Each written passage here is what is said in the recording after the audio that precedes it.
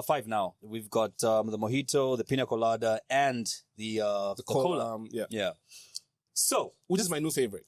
Serious. I'm still stuck on What's mojito the and pina box? colada. Yeah. We'll go home together. I'm home with you. This is an episode that many of you have cried for the longest time, especially with events that happened late last year. Here it is. Yeah. It is. I forgot who it was, and we said, "Can you get the first episode we had of the year?" I said we're gonna have a really big guest. By big, I don't mean fat. Mm-hmm. And surprisingly, a lot of people guessed right in the comments. I don't know if you read the comments. A lot of people said Makebi Zulu. I actually called your team, Mr. Zulu, to say people actually crying out for Makebi Zulu to come on the podcast, and here we are today. We're so thankful and grateful that you made time. Thanks for having me. I'm happy to be here. On a Sunday, in short. By popular demand. Exactly. Popular demand. Popular demand or popular demand? Both. Both. You've cried for this man is finally here. And you can tell how casual the episode is. It's in shorts. We've always seen him in suits in South Africa, in trench coats. And seen him in suits in South Africa recently, bro. Why are you making it sound like that's his legacy?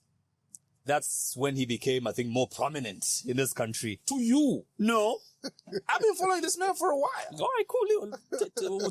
We'll take that. But he's here. Welcome to That's a Podcast. Thank you. Thanks for having me. Yours is such a rich, storied history. We'll delve into that a little later. But you're a lawyer, you've been in public service, and now vying for political leadership. Why? I think we're all inertly politicians. But before all this, growing up, and I remember being young, I always told my dad, every time he asked me what I wanted to be, that I wanted to be president. That is when I was young. Did you say president of what? Yeah, well, of course I know there was Kaunda. I wanted to be Kaunda of Zambia. No, I'm just saying because the SRC has got presidents, Boy Scouts have presidents. I didn't even know the SRC or the Boy Scouts. All I know is I was in Zambia and the president was Kaunda, so I wanted to be the Kaunda of Zambia. The same way there was a Kaunda of Malawi then and Kaunda of Zimbabwe. Exactly. Because that's the only person I knew to be president. So, growing up, of course, I said I wanted to be a president. Then when I was in grade 7, I remember coming from school and, of course, strolling, and I met a friend that we used to go to church with, and he asked me what I wanted to be. At that time, I was very sure I was going to be a pastor. So he asked me and says, what you going to be, or what do you want to be? And I said, I want to be a pastor. And he says, yeah, you can be a pastor, but you need a trade or something, a profession that you can be. I said, okay, I don't really like manual work, so I like to use my mind. So I said, I'm going to be a lawyer. And I never changed my mind from then onwards. And I got to be, and I am. So it's like that. As regards the politics, I knew early in life that at some point in my life I was going to be a politician. But I didn't know when. When it came to 2016 February, that's when I decided, okay, let me get into politics. And it started like a joke, where I was talking to my cousin, that's Mposha, Mike Elton Mposha, the MP for Malawi. He's my cousin on one side and my uncle on that side. Mm-hmm. So I'm related to him on both sides. So we get to have a chat. I said, okay. Kalenda's confused. Yeah, he should be. I am very confused. Yeah, you should be. I wouldn't even hide it. Yeah. You relate to the same guy. Yes. From both sides of the family. Yes. Okay. Just like that. It happens that way. Well, mom and dad are from the same clan. Chiefdom. Yes. Okay. Different clans, but from the same chiefdom. Okay. So you get people marrying within the family. I was about to say, so what does this sound very incestuous? You know what I mean? Well, it does sound incestuous, but at some point, the connection is by way of marriage. All right, okay. Exactly. So, oh, it'll be wild if your parents were cousins. Probably would be. But then, cousins makes dozens. That's what you guys say, don't you? I hear you. Uh-huh. Yeah. So we get to have this conversation, and it tells me, no, you can't stand in Monali because I intend to stand in Monali. Why don't you go and stand in the village back home? And for him, the reason for telling me not to stand in Monali is because he was very sure that he would not be adopted. He wouldn't be adopted because I was close to RB then, and RB was close to ECL.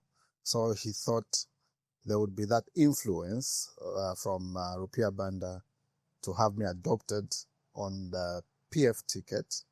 Not that I ever belonged to any party. The only party I belong to is PF. And the reason I had that relationship with RB is because I represented him the time he was undergoing those criminal cases. So we developed a relationship. We were pretty much close. So Wait, there was that Sorry. perception. Yeah. RP is Rupiah Banda. Yes. You represented him as a lawyer. Yes. Was he president then? No, he wasn't Just president. after he left. After he left. Remember, he was in court for some time. So the reason why I wanted to bring you back is how do you... Because I know lawyers. Yes. And I know the type of cases these people deal with. Yes. How do you find yourself with such huge names? Especially like back then. I don't know if that was the first big client that you had. I don't know what you call big. Okay, by brand or reputation. By brand or reputation. Yeah. I have represented most of the politicians in this country. I've acted for most of them. I've done work for even the UPND. What did you do for the UPND? I remember being in a meeting where there was President Hakainde Hichilema, Nevas Mumba, and they needed an opinion on a particular issue. So I can simply say, I think for most of the notable politicians, I have acted for them. Still doesn't answer my question. Yeah. Well, it doesn't, because perhaps I'm trying to avoid getting into details. If you've got a sangoma, just say, I've got a very good sangoma. No, I don't sangoma. I'm a Christian. Okay. Or you can just say you're connected. Not necessarily connected. If I'm connected to God, who makes everything possible. Amen to that, brother. Amen. Amen. So God connects you to politicians. Pretty much. That doesn't sound like God. Sounds like what? God will make you avoid politicians. No, not necessarily. It's a sick that need a doctor. So are you trying to cure politicians? No. Not trying to cure politicians. If you're sick. No, cure. Not necessarily cure politicians. Listen, what I mean is, if you are going to go to court for any matter, you need a lawyer. So if the bulk of the people that you're taking to court are politicians, they need lawyers. And we'll obviously have to represent them. They'll need someone to represent them. I don't know about the obviously part. If they find you as a lawyer to be able to fit into what they would want, because what you're paid for is your judgment in the end. What's your judgment over this case? I have this matter. I'm in court. What do you think? If they agree with you, you give them the options, option A, B, and C. Choose the option you're going to take. Understood. Yeah, they pick you for that. So I have represented quite a number. I didn't mean to get you to digress from the point that you were making. I had just realized that it seemed like you would represent big clients, and I wanted to find out how you would. Do they look for you? Do you go to them and say, hey, I can take care of this case for you? I can tell you of one notable moment that somewhat got me to have most of the clients. I remember it was a case for Dr. Nevas Mumba. On that particular day, he was in court. And having been in court, his matter was taken off. But that was the same day that we had Dora Silia appearing in court for a mention. We had Rupiah Banda appearing in court for a mention. And for all these others, their cases never took off. Rupiah Banda was at court. Hakainde Hichilema was at court. Quite a number of notable people were at court on that particular day. When their matters were done, they couldn't leave. They thought, let's give solidarity to Dr. Nevas Mumba. So we sat in court, and I was cross-examining a gentleman by the name of Netson Zoa. And the case was that Dr. Nevas Mumba was accused of having stolen money whilst he was at the embassy in Canada. So, and that was the star witness for the state. So we The guy you were cross-examining? Yes, the guy I was cross-examining. That's Nedson Zoa. So we started the cross-examination. By the time we're done with cross-examination, he admitted to say Dr. Nevas Mumba never stole. So most of them were impressed. And as I was driving from the office, or rather from court to the office, most of those people were in court. So they called me up and said, hey, we want you on our case. Because they are criminals. Yeah. No, they're not criminals. You're only a criminal when the court says so. Okay. Yes. Presumption of innocence, Alson. Exactly. You ever heard of it? Yeah. No. Okay. So the idea of notables, and I wouldn't want to put them in a hierarchy to say this client was more important than this other client. I wouldn't want to do that.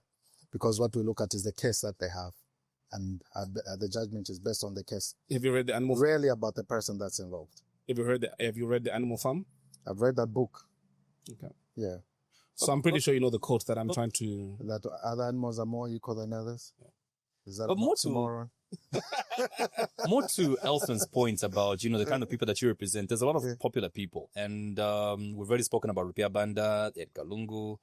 We've spoken... also, Chilifya Tayali. You've represented him before. Yes. But then it sort of U-turned on you, started calling you names. I think it's not even... Who? Chilifya Tayali.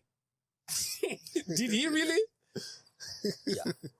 And Chilifya Tayali sort of U-turned on you. He's not even started the name Malukula, right? What's with the fallout? How have you guys fallen out? I don't play politics with clients. Okay. So it doesn't matter what he's going to say. I would never respond to that because the time I was representing him, it was lawyer-client confidentiality. Right. And it would be unprofessional of me to say, no, I represented you. How can you say this about me? I wouldn't get into that. So I'd let him rant. His rants will expire, but we'll deal with other important things. I'm not in the business of being personal. Yeah. And that's not my nature of politics. Okay. Yes, we deal with issues as they arise, issues as they should be. Yeah. The issue that you were representing RB for, did you win? Yes, he was acquitted. What was he charged with? Well, there was quite a number of charges. Abuse of office included quite a number of charges, but he was acquitted. I feel, and correct me if I'm wrong, I feel fraud and theft is more difficult to prove than abuse of office. Well, it depends on the facts of the case. You can't necessarily put a blanket and say this is difficult to prove. It depends on what is presented before court. Mm-hmm. And the job of the lawyer is not to say Kalenga is innocent or guilty, but your job is to question the evidence. Does the evidence say that Kalenga is innocent? Does the evidence say that Kalenga is guilty? That's the approach that lawyers take. Yeah. Would you, there's quite a lot. I'm actually excited about this that we would want to get into. Would you have cases that you would not take? Yes, there are cases that I don't take. Like? I don't take divorce cases. Why? I find them to be very, very emotional. Messy? Oh, I took up one. I took up one that made me decide I wasn't going to take any more divorce cases. Tell us more about that case. Well, we're sitting outside the court waiting to go in. These are people who really loved each other. They cared for each other. They have kids together. And this time around, all is lost. Then this lady comes to me because my client had apparently passed by the place. And who was your client? The man was my client. The man, yes. Right. So the lady comes to me and says, you tell that dog of yours not to be coming to my house. Oh, I was so shocked. I said, oh, please tell your lawyer to communicate to me what you want to communicate. But I sat back and really thought, okay, these are people that at some point really loved each other and they cared for each other, about each other, told each other all those nice things. And now they won't see eye to eye. And they're not so good cases. To be honest, that's not how I thought that story was going to go. Yeah, they're not so good cases. I just decided, okay, divorce cases are not my thing. That's not how I thought that story was going to end. How did you think it was going to end? I thought in the middle of the proceedings, you then found out they were still having sex. Well, I have had cases where they actually were. No, those are different cases. You know, I was working for legal aid, and this man says, listen, we're going to divorce, but I was with her. She wants to divorce, but I was with her. But the good part is that one ended up in a reconciliation. Yeah. They need to make their minds up. But you got paid though regardless.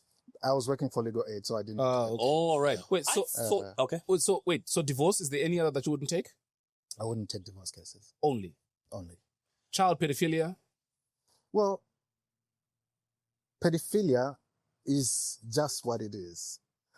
And I shouldn't have said child. You wouldn't want to be in that space. But how will you know until the end? Until what? Until the end. No, because when you come to me and you tell me this is what I have done, or you tell me I have not done this, and you want my representation. What if I have done it and I need your representation? Well, if you have done it and you need my representation, I'll advise you to plead guilty. So you would not argue to get me off that case? Lawyers do not argue to get you off the case. When you give me an instruction and you say, I am not guilty of this, I'll tell you, okay, listen, what's your story? What are the circumstances of your story? Obviously, not all clients will tell you the truth. Some will tell you things that are not necessarily true. And when it comes to cases in the subordinate court, those cases are mostly by ambush, meaning that you do not know in advance what's going to come. Right. But in the High Court, you get to have a look at the evidence and right. you are able to properly advise. But half the time for cases in the subordinate court, clients will tell you a story and you will stick to the story that you've been told by your client. The evidence may say something else, but you stick to the story that was told to you by your client. So what I hear you saying is, I come to you, I feel like the two people you should never lie to is your doctor and your lawyer. I tell you that I did what they're accusing me. In an ideal world, yes. Yeah. I did what they're accusing me of doing, but I need to be found. I need to beat the case. Okay. So if you are going to come to me with a case and you tell me the story, I'll tell you what your options are, what the weak aspects of your case are, and what the strengths of your case are. The strengths are. Then we look at that. Then you make a choice. You make a choice. So you'd still take it? Possibly, depending on the case that's there. I just told you the case. No. I told you that depending on the evidence that's there and my client's story, that's what's going to determine whether I take the case up or not. Okay. Yes. I thought you would say you wouldn't take up a divorce case because of your Christian upbringing, especially when you refer to when Christians refer to the Old Testament where God says, "I, the Lord, hate divorce." I thought you were gonna say you don't take up divorce cases on those grounds. You know what I mean? Well, it says, "I, the Lord, hate divorce." That doesn't say don't divorce. Yeah. Well, yeah. Staunch Christians, like especially Catholics, will base their, non-desire for divorce based on that one verse. Yeah, but God has been very, very, very particular. What does he say about murder? Don't go there. He don't go there. You. What does he say about theft? So the reason he tells you all that is because he knows you have an opportunity to do that, but don't. But don't. Exactly. Right. But it's not a command. So he doesn't say don't divorce. He says he hates divorce. Yeah, but I mean, as a Christian, you're going to hate what God hates as well, right? Certainly. So I thought you were going to say you hate divorce just on those grounds. Yeah, no. If I still do it. I rarely spiritualize things. I want to look at them factually as they are. Yes. And I think it's important to do so, especially where the matters that I take up are concerned. I deal with people of different faiths. So I wouldn't impose my faith on other people. Yeah. I think that's very personal. Okay. I'm just trying to dwell on the Christian thing. I was trying to use that divorce thing as a segue into your Christian life, which is, public knowledge. Everybody knows your stance on Christianity, how strong of a Christian you are. How has your faith and spiritual formation influenced the way you approach politics? Are you reading? Is he reading? It doesn't look like he's reading. He is reading. No. Yeah, sure. He doesn't talk like that. Really? Dude, Everybody knows about his spiritual. If you check his Yeah, Facebook, Kalenga, Mr. let Zulu. him answer the Mr. question. Zulu, go ahead. Okay, very well. I think the Bible says, not I think the Bible says a good name is to be desired above everything. And that is not a matter of whether one is Christian or not, but what you are, what you present yourself to be, will determine whether a person will trust you or not. The profession I'm in is based on trust. And trust is about credibility. So if you're a lawyer, you must be credible. People must be able to trust you. I think it's the same for politics. Politics is about trust. It's about being able to earn the trust of those that you desire to lead. Mm-hmm. It's for that reason that you are asked what you want to do for the people. What promises are you making? The moment you tell a lie or you do not show that you can be trusted, then you have failed in politics. There's a saying that there's no morality in politics. I do not agree with that fact. I think we need to bring morality into politics and change the narrative. We need to change the narrative because political positions are positions of trust. And people wake up in the morning to go and vote because they want to repose their trust that you'll be able to take care of their affairs. You'll be able to deal with their affairs in a manner where they can go to sleep and still know that you're doing the right thing. The right thing as you said you would. So, yes, my spirituality influences how I act in politics. And it's about gaining trust and being honest in what you intend to do for the people. And then, sorry, also one more question on Christianity. The House of Prayer on Burma Road. Yes. It's rusting away, and most of the times that we're assembling as Christians is in the Anglican Cathedral, right? Yeah. If you became president, would you revive the House of Prayer? I have said that before. I remember when Kabwe were in church, and I did say that come August, we have to vote. And I'm very confident that the next president of the Republic of Zambia is Makebi Zulu. And we will finish building the House of Prayer.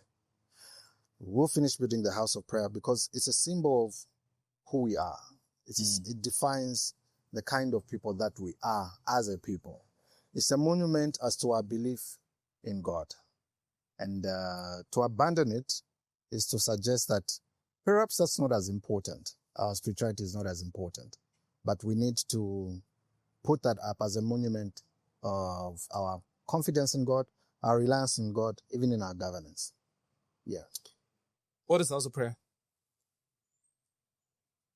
What is the House of Prayer, or where is the house? No, what is it that he referred to? Well, there's a building along Burma Road that is being constructed, or was being constructed, to be a house of prayer, a place where we'll be gathering for days like National Day of Prayer and all things to do with prayer. What's the difference between that and church? National character. It's interdenominational. Yeah. Open to everyone. It's not owned by any particular denomination. Understood. Yeah. Back to RB. Does it? Firstly, how did you get the case? How did I get the case? Yeah. Yeah, I did tell you that on that particular day after that representation, I got a call to join the team. Oh. And I did join his team of lawyers. Yes. Does it scare you? Does it register in your brain that it was the state against him, correct? Yes, it was. That you're representing this man and you might end up putting a target on your back. A target on my back? I've never thought that I would be a target for doing the right thing. And if I became a target for doing the right thing, that would be an honor. No, but have you ever thought about that? Yes. Or that never crossed your mind? There has been talk of that. There have been people that have been apprehensive about my taking up of such cases. And the only reason you would think of that is because most cases have been more of persecutions than prosecutions. where someone has cause to settle with a person and they're trying to use lawfare or the court to settle those scores. Politicians have been victims of that. And I'm glad to stand and be able to defend that. So do you think that the judiciary was separate then? I think it was much more independent than it is right now. So you think it's captured now? It's totally captured. I wouldn't even blink. I see you're married. Yes, when you take up these cases, and like you've said, where there's whispers that you might have a target on your back, what does your family say about this? My wife is a lawyer, so she understands. Shows us targets. Kids? Well, the kids are possibly too young to understand that, but... So does that ever make you think twice, especially when you think of your kids and you say, I don't know, it might not be worth it? See, I don't think it's dependent on anyone as to how long you're going to live on earth. It's all dependent on God. And I keep saying that safety is not the absence of danger. We're in danger every day. Safety is the presence of God. So that's how I choose to look at things. I'm only as safe as God determines I should be. But that's not to say I should be reckless in any way. I need to take necessary precautions where necessary. But as regards the professional work that I do, I will not be inhibited from expensing myself to my fullest capacity because of a threat on my life or indeed my family. Yeah, I wouldn't do that. Because if I'm going to get a case, I have to be fully invested in that case. I have to fully represent my client to the best of my ability, even at the expense of my life being threatened. For as long as I'm doing the right thing, I'm comfortable. I want to... you want to ask something? Yeah, especially as talking about his life. And you were in an accident just recently. Yes. Is it on the way to or from? It was on my way to Kasama. Tell us more about that. So I'd love to know, not just what was in the papers or on the news. What really happened on that day? Do you suspect foul play? What really happened on that day? That day, God saved us. That's the underlining thing. We were getting into Kasama, about 25 km from Kasama. And just on the road, we were... I can't remember the name of that village that we got close by. There was a couple that was on the side that got onto a bicycle. They were on a bicycle, were stationary at that particular point. And when we just got close by, the gentleman with a lady on the bicycle, who I must assume must have been his wife, began to come onto the road. The driver, in trying to avoid hitting into them, swerved to the right. But you know, those roads are pretty much small, and their right tires got off the shoulders of the road. Of the road. Yes. So we had 2 tires that were on gravel, 2 tires that were on the tarmac, and there was that traction. So he tried to swerve back onto the road. Then the vehicle flipped over twice. It was only stopped by when we hit into a tree. Who was in the car? Side. There was myself, Honorable Msukwa, Chandakabwe, and the driver, the 4 of us. How fast were you guys going? I wouldn't estimate. I was seated in the back. It was in the wee hours of the morning. You know. Well, if you ask me how fast were you going, that's a very difficult question to answer, because I wouldn't want to say very fast, not so fast, slow. But I mean, if you flipped and it was twice, then the rollover only was stopped by a tree. Yeah, that's safe to say you were going above 100 km. Yeah, safe to say. I can only go as far as saying we were driving fast, but how fast, I wouldn't say. It's relative, subjective. And then I'd love to know the thoughts that went through your mind. You flip, the car stops. And you know what? During that particular moment, it was an interesting moment. As we were approaching, and the driver seemed to lose control, I was seated in my seat. We were all in seat belts. Next to me was Honorable Msukwa, and in front was Chandakabwe on the passenger seat. And they were all shouting, "Jesus, Jesus." I sat in my chair with my eyes open, watching everything happened, but I was very calm. My heart was pretty much at rest. In my head, I was thinking, when is the moment of impact going to be? That's what's going on in my head. But still, my heart is at rest that all was okay. All was going to be okay. The next thing flips over. The vehicle is upside down. I'm stuck in my seatbelt. I just press the button, go to the roof of the vehicle. The only thing that was there was the whiplash. I had the seatbelt across. Right. Yes. And because of the whiplash, I think the pain that I'd been experiencing was mostly on my back and on my chest because of the seatbelt. Because of the seatbelt. Exactly. So it gets to be so tight. We rushed to the hospital. We were there just for about an hour or so. Then we had to come back to the circle. It was... was anybody hurt? No. Apart from those body pains, the reason of impact that we all sustained. And that's why I'm saying it was a miracle that we all survived. It was nothing but God. That's incredible. Yeah. And this is the second time I'm involved in an accident where the vehicle flips over and I come out and hurt. When was the first time? The first time was sometime in 2009.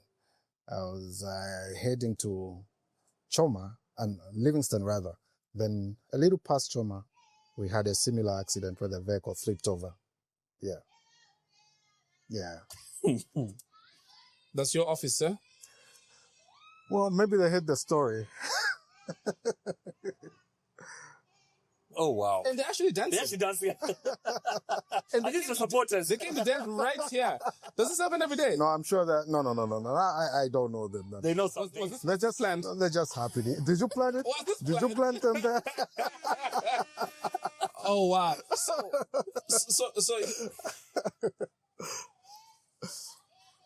oh, this is like they're meeting a boyfriend or something else. No, the next thing he's a buyer. He must be big buyer. The next thing you're going to hear is Magiza. And you'll say I put them there. Anyway, your 2009 accident? Oh, yeah, right, yeah. Yeah. Well, I had a similar accident in 2009 and the vehicle flipped over again and I came out unhurt. Yeah. The devil's really after you, eh? Strong child of God. It's because I'm also after him. Dope. So much happening in your life. That happens, then... Well, hold on. Is there something straight that you wanna get to? It's another interesting thing that happened in his life recently. Your house being raided by police. I think those were pretty much overzealous and an attempt to stop me from reaching out to the people that I'm supposed to reach out to. Who's it wasn't going to... It's the government, of course. It's the government.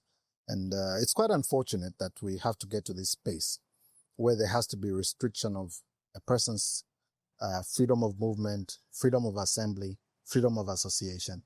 That should not be the case. And so I hear the official version is that they were protecting you? No, protecting me from who? I have no idea. I asked them, they were saying we're here for your protection. Protecting me from who? From my relatives who come to visit me? But wait, what kind of a raid was it? Because, reading things from the papers or listening to the things on the news, you get to hear one side of a story. So, what's your version of the same story? I'm seated at home. Know what happens every time I go to the village is when people get to learn that I'm around. We were pretty much a community. I was member of parliament for that place and provincial minister. Yeah. And how we relate, the police in that area pretty much know, because even then, I'd wake up at 5 a.m. and possibly have people outside playing drums, dancing. We get out, have a meal, have a chat, just update them, talk to them about, they want to find out how's family, how's everything. And you also want to do the same, because these are people that you've closely worked with for a period of 5 years, and you create relationships. You become family. And in the village, there's nothing like you belong to another family. We're all family. We treat each other as family. And the last time I went there, remember the time we had the Malaila ceremony in 2003? Mm-hmm. Yes. I had a similar incident where the police come and they say, you can't come to the traditional ceremony. And at that particular time, we had gone with President Edgar Chagwalungu, who was former president then. And we said, well, let's go and attend the traditional ceremony.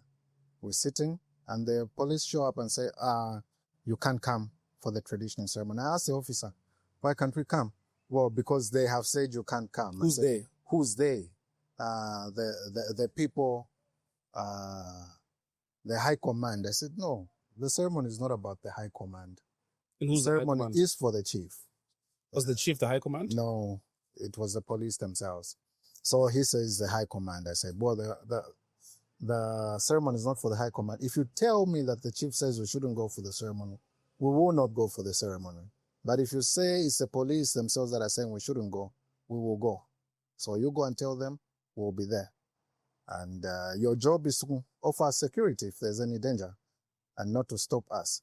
I don't understand why in this dispensation, the police approaches law-abiding citizens to say, don't exercise your right because someone intends to infringe on your right. You can say, don't move because someone intends to come and harm you.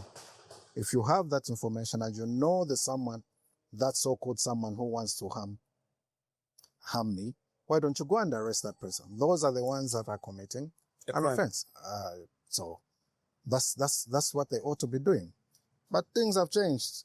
So did you end up going? Did I For go the what? same ceremony? Did you end up? Yes, we went for the same ceremony. Okay. Yes. And of course, there were rowdy cadres there who were trying to cause confusion in that place. And of course, the chiefs did issue 10 warnings against them. And yeah. There's quite a lot, especially your name has been in the media quite a lot, especially in the last year or two.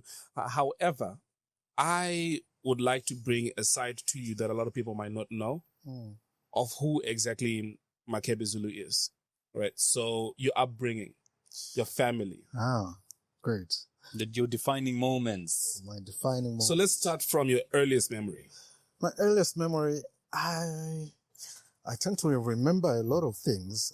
I was born in 1981. In 81? Yes. You're the same age as Kalenga? Really? Okay. In his opinion. In his opinion. Yeah. Nah, I'm proud. And what your birth certificate says. In your opinion. Yes, sir. Yeah, I was born in 1981 on Christmas Day. What? Really? Yes. Christmas, baby. Do you consider yourself, do you feel that makes you special in some way? Because every time I meet somebody who's born on Christmas Day, they feel some type of way. No, they shouldn't, because nobody cares about their birthday. Yeah, nobody Jesus' cares. birthday. Nobody cares about our Right. birthdays because you don't get to receive 2 gifts. Exactly. They just give you one. Yes. And then all they say is Merry Christmas and Yes. Happy Birthday. Precisely. Where's the Anyway, So present? choose what the present is. Is it a Christmas present or is it a birthday gift? It's up to you to choose now. I want to change my birthday. 26th maybe? No, maybe August, somewhere there. Okay. So there can be a difference and people get to forget. Yeah. Anyway, So- born 25th. Born 25th. Yeah, born 25th December 1981. Family of 10. I'm the second 10? born. 10. Your parents are busy, Shem. Of course. How many kids do you have? 5. It's like He's trying. I'm getting there. He's You're getting halfway there. there. You're He's getting Getting there. I'm halfway. halfway So wait, there. same mom, same dad, all 10. The same mom, same dad. All same 10. house. All 10. Same house. How big was your house? 3-bedroom house. Wait, We loved each other so much. Boys shared a room, girls shared a room. you didn't have That's how we choice. lived. And that's how we bonded. And So I've been in a small family, I've been in a big family. And I like a big family. and you are child number what? 2. Oh wow. Okay. So that's us growing up in Kaunda Square. My father is a pastor. They're both living, by the way. Mom and dad are both living. Mom is into business. And I grew up in Kaunda Square. Went to Lusaka Boys School from grade 1 to grade 7. From grade 8 to 12, I was at Manali. Then went to the university. Unza? Yes, University of Zambia. Studied my law from there. First place I worked was the government. Were your parents pastors all throughout your... No, not all throughout. My father only became a pastor in the 90s. Okay. Yes, he became a pastor in the 90s. He got born again in 1986, somewhere there. And of course, we were church people, through and through. At the time I was born, we were in the Anglican church. Then in 96, we had to move to a Pentecostal church that was Assemblies of God Church. From Assemblies of God Church, I remember I went to Living Waters Church before we transitioned to Disciples of Christ Church, where we still go. Disciples of Christ? Yes, Disciples of Christ Church. Okay. And my father is one of the pastors there at Disciples of Christ Church. Yes, so brought up in a Christian home, family of 10, 5 boys, 5 girls. How do you manage that? Like, balance to perfection. How did... We need to have a chat with your parents as well. I think you need to. We need to. Ah. The math is mathing. Like, now you can have a word with them. I'm good. I have just one and I'm happy with him. Really? Yeah. Don't be lazy. No, I'm not lazy. Believe me. You know. No. Okay. So you were so you were mentioning you went to Unza. Yes. You did your law. Yes.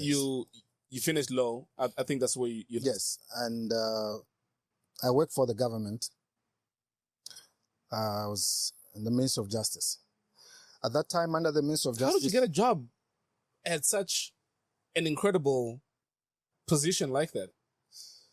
Straight from uni, you went to the Ministry of Justice? Straight from uni, before being admitted to the bar, I was employed as a learner legal practitioner. I was going to Ziali. Right. So at that particular time, we got to work in the Ministry of Justice. We had the Administrator General's office.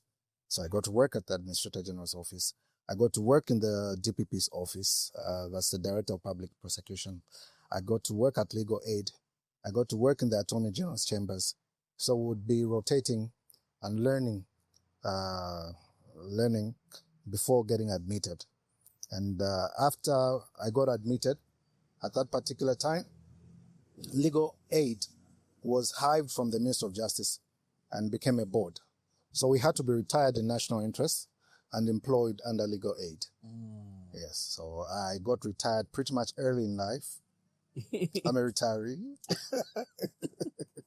Then from there, worked for Legal Aid. Worked for Legal Aid for about 2 years before joining a colleague of mine in Fedger and Company. We're running the Lusaka office of Fedger and Company, a law firm that was owned by Mr. Jerry, Ferdinand Musanide Jerry. He was running the Chipata office. My friend and I, Bokanisoko, were running the Lusaka office. Mm-hmm. So we went on that way until 2013. 2013, I set up Makebi Zulu Advocates. And now we're here. From 2013. So the only time that you work for somebody is when you were Legal Aid and when you joined your colleague? When I joined my colleague, we were working together. Okay, cool. Yes. So you're a partner. So the only time I worked for the government, yes, I've only worked for the government. And now you've got Makebi Zulu and Associates, to call it, right? Makebi Zulu Advocates. Makebi Zulu Advocates. Yes. And you sort of seem to be at loggerheads with the government. How's that going now? No, I'm not at loggerheads. So to speak. I'm never... If you look at it from a distance, that's how things are looking. I mean, they're raiding your homes. I'm not at... And you did say it's the government that sent the police to raid your homes. So it sounds to me like you're at loggerheads with the government. That's not me as a lawyer. That's me as a politician. Yes, but you can't really separate the two. You're in one body. You know what I mean? Yes, you can. No. Here's my point. The law firm is you. It's Makebi Zulu Advocates, right? The law firm is bearing my name. Okay. We handle matters independent of the involvement of government. Me as a politician, I'm trying to take over from President Haka in HLM. But the politician is running the law firm. Yes, that's a different thing. No, the politician is running the law firm. That's a different thing. The lawyer is running the law firm. The politician is trying to get to State House. Let me speak to you. State House is vacant, guys.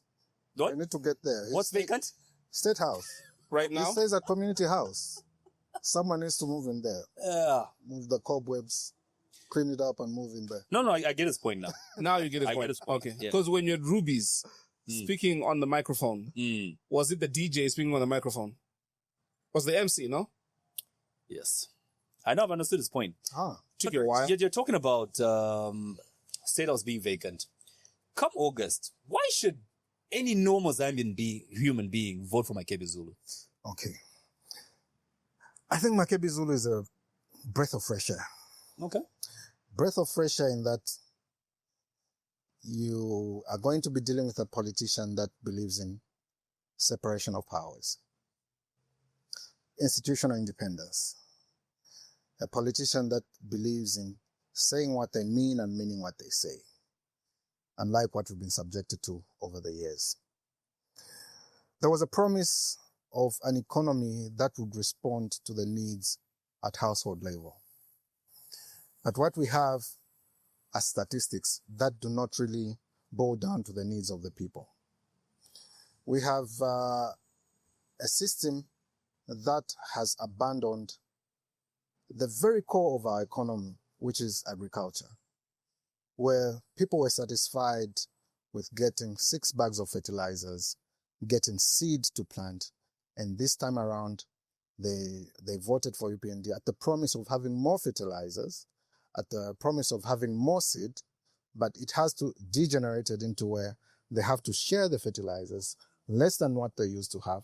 They have to share the seeds, this time around not in bags, but in cups for them to be able to plant.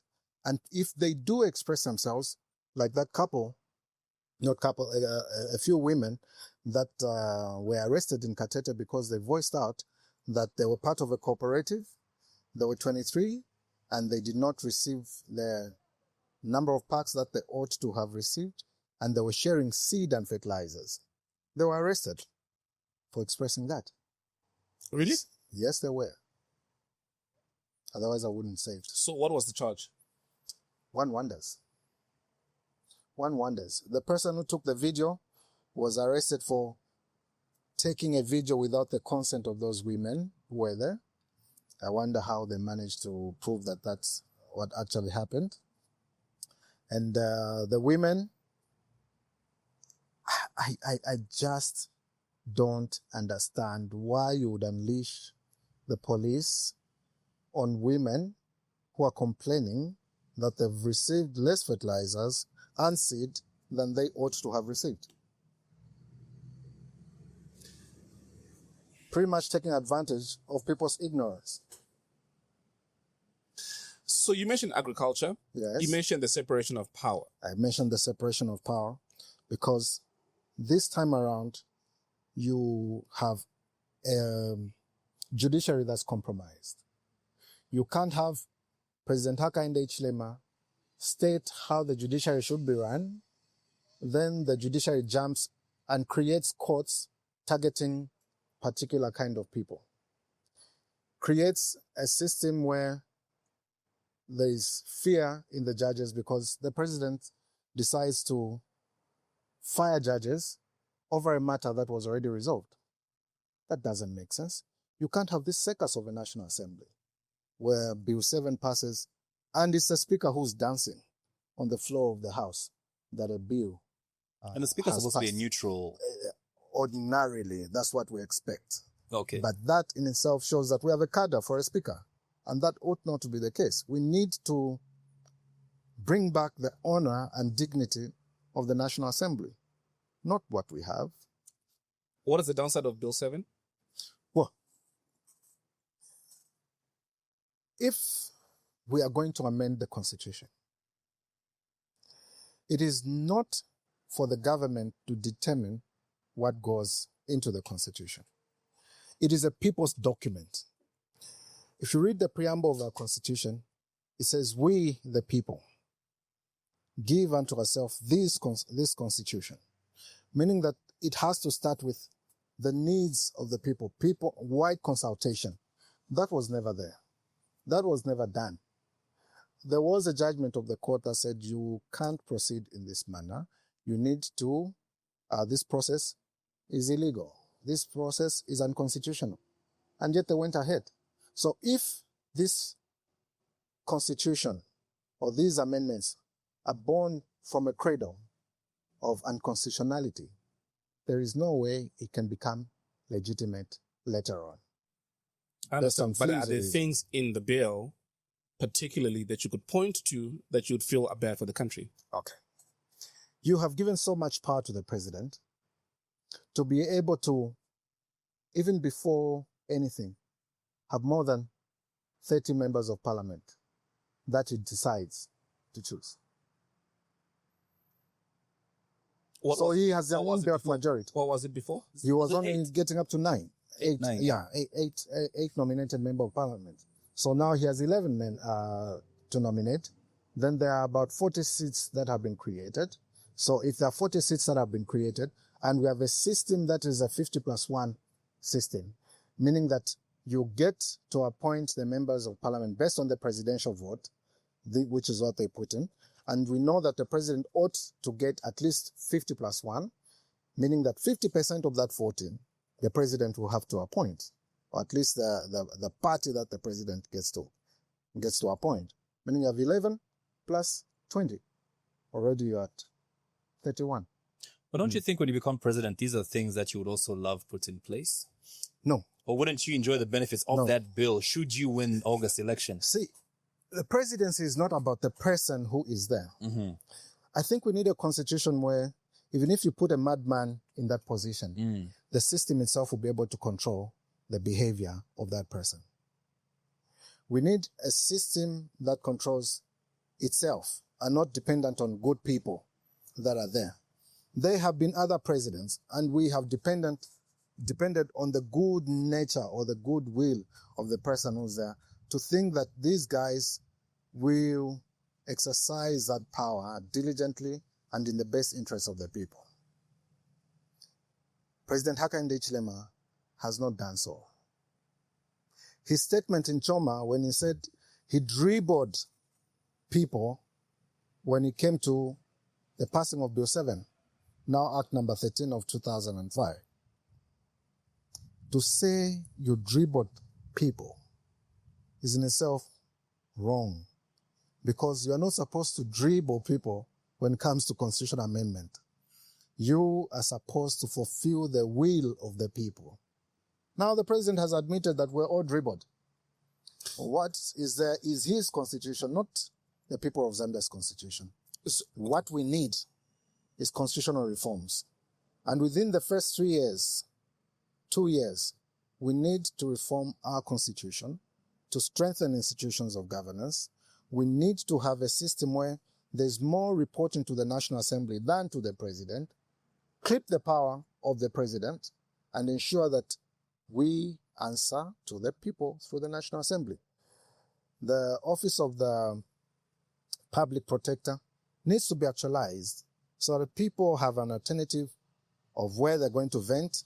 There's proper checks on the deeds or misdeeds of government through that office. We need that in place.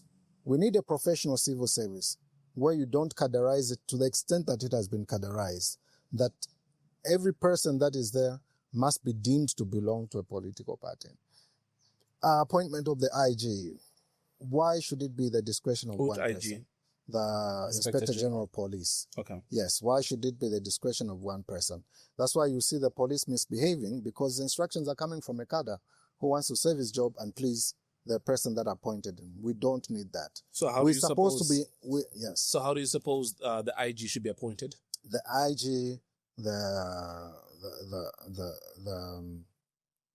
Chief Justice, all need to be appointed through a parliamentary process that is seemingly independent of the executive.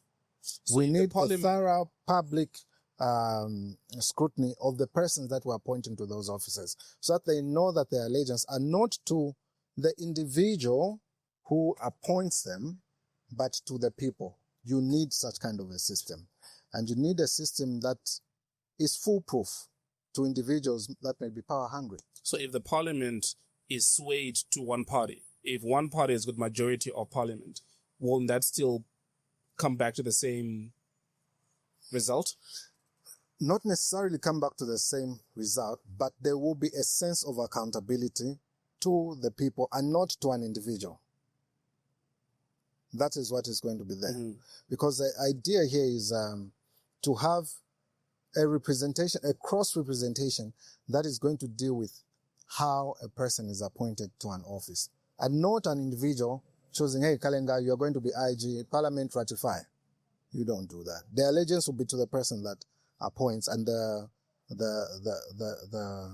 appointment itself will have emanated from an individual, and not from a body that you create to be able to say, okay, the Civil Service Commission or Public Service Commission, or indeed any other commission that is set up for that purpose, gets applications, vets those people, submits them to the National Assembly for purposes of scrutiny. Then you have a legitimate office. You have legitimate office holders. Right now, you have a platform. I have been on social media and I have seen how people have reacted to the news of you running for president. I've seen how people would comment when it came to the issue to do with the former president, and when you're in South Africa representing. You'd notice that a lot of the people, the way they comment is from a standpoint of ignorance, or they don't really have a lot of information, either about how the law works or about who you are as a person. So I have often said that, and Kalenga knows what I'm about to say, I don't believe that democracy is the right way to choose a government or a president. Do you agree? See, every system of governance has its ups and downs. True. And sometimes you may have a majority who are wrong. Correct. And that's the nature of democracy. It's a majoritarian process. So you agree with democracy? So democracy, in as much as it may yield wrong results, I think for now it's the best process that we have. Okay, so the point that I was trying to make is this. I would want you to speak to a bulk of the people that watch our podcast are from, is it 20 to 45, right? Yeah. That age group, yeah. 20 to 45, that age group. So it's mainly the youth. Yes. It's mainly people who are on social media. And it's a lot of the people that also either will be voting for the first time or would want to know why I should vote for Makebi. So they might have heard about you the first time when it came to ECL. That's the first time they heard your name. And the next time they heard your name is he's running for president. And they'll be like, this one, all he can do is argue. All right. So what I'm trying to bring out is reasons that people would walk away after this episode and say, you know what, when he spoke about this, it made sense. When he spoke about that, he made sense. Yes. So I'll go back again to Bill 7. Yes. What is the downside of the president being able to vote in as many MPs as he now is able to? What is the downside to that? Okay. It defeats the essence of democracy, of people having to choose who their representatives have to be.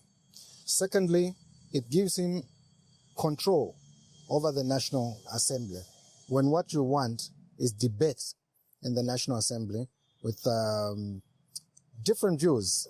Democracy is a marketplace of ideas, I keep saying. And in this particular case, we are saying, can't we have a system that responds to the needs of the people? This constitution or the amendments is not responding to the needs of the people. Everything in there has to do with elections. Is that what the youth out there wants? The youth out there wants you to deal with issues of, listen, there's high unemployment. How has this constitution or these amendments addressed the issue of high unemployment? There's uncertainty as to how each and everyone who is in university is going to be the moment they leave university. It seems it's much more lucrative to be in university than to graduate. Because once you're in university, you're being given a meal allowance. The moment you graduate, you don't even have that allowance. And there's uncertainty as to what you're going to be. When we're going to make these amendments, we have to see how best the amendments are going to affect issues to do with the economy. And it's for that reason that I've been advocating for a human rights approach towards development, meaning that we need to enhance the rights of people, give them access to water, access to housing, access to health, all those issues that really matter in life that people ought to have access to, as not as a favor from the government, where we've done this for you, but as a right and a social contract that we get into by voting for you, that when you get into government, what is in the constitution is what you're going to do. We amend the rights section of our constitution. We make government much more accountable in the way they handle our resources. We try and connect industry to our education system. Should we go through the university from first year to the last year in the School of Mines and you've never been to a mine? You've only perhaps seen certain minerals in a lab. Should we continue in that regard? What are the sectors of our economy that require growth? Why don't we apportion our resources towards sectors that require growth? How are we improving startups that are going to respond to people's needs? If young as we may be are saying, listen, I don't think I want to work for someone. I want to get into business. I have an idea. How is government going to look at that to be able to fund those ideas? How would you do it? Yes. You have to create a fund that deals with startups. Don't we have that already? No, we don't. What is the Zambia Credit Guarantee Scheme? See, if you're going to identify sectors that are going to, like, what is the need for the country right now? You will see that when it comes to ICTs, most young people want to go into that field. But the only reason they won't go into that field is because they do not have the capacity to do so. They can't access loans because our system is so bad. Government is borrowing so much, the interest rates are up the roof. They're not able to. But if there's one that's specifically set up for that purpose, with proper regulation mechanisms that identify, train, and aid in ideas being improved on, in ideas becoming a reality, then we're going to see that we'll be creating employment internally, creating employment to the extent that we allow geniuses or ingenuity or enterprise to flow from young persons that are there. So you have a policy that does not really respond to what exactly the people want. It does not deal with how to identify those that might need that resource. You need to have a women's scheme. Identify women in a particular block. How are we going to do this? Singapore has done it. Singapore had a loans system, loan scheme, identifying groups of women, groups of youths, and they have reason to industrialize their country with ideas that are locally generated and locally supported. Didn't CDF? Yeah. I think the CDF is a hoax. CDF is a very big hoax. Why would you say that though? Let me tell you why I think CDF is a hoax. See, you would expect that if you're going to have a budget of 300,000, a national budget of 300,000 kwacha, or maybe 300 kwacha, and you say, we are going to give CDF 100 kwacha. You give CDF 100 kwacha. The next year you're saying we're increasing CDF to 300 kwacha. And yet the budget is still maybe 300 kwacha. It shows you that there has been no growth in the budgeting to say because we have increased CDF, their budget is going to be bigger. What they have done is, if in a district, in a constituency, you have a hospital, you have schools, and possibly other issues, they'll say, okay, fine, they take away from these institutions. It's like you're in a house. You have 5 children. As you have these 5 children, you give them 100 kwacha each. Then you say, The firstborn is called CDF. Okay? And knowing Zambians, they'll actually name their child. Yes. Especially from his village. From my village. Okay. Let's take it. I named my first child CDF. Right. The second child is a school. Or school. The third child is health. The fourth child is maybe youth. I'm used to giving them 100 kwachas. Then the next thing I say, okay, all these 100 kwachas that were being given to these people, I'm going to give it to my first child called CDF. Now CDF has 500 kwacha. And we clap. CDF has 500 kwacha. What has happened? The other four don't have. School has nothing. Yes. So I get to CDF and say, you CDF, we have given you 500 kwacha. So give 100 kwacha to school. Give 100 kwacha to health. Give 100 kwacha to youth. It's the same thing. Not really. Not really. And I'll tell you why. And that's what it is. Not really. And I'll tell you why. Using the same analogy. So CDF knows predominantly at what point and where exactly school would need it and would spend it at. It is now different to the father giving school the money. So when CDF is now giving that 100 to school, they'll know precisely where and how they'll it's more on the ground than the father. Because they spent, there you go. Okay. Very well. Have you been to a constituency which has effectively used CDF? Have you known of any? Haven't you heard that there was 700 million that was unspent? Of what, CDF? Yes, CDF. Haven't you heard? But is that not because of the default rate? Well, forget the default rate. That has got nothing to do with the default.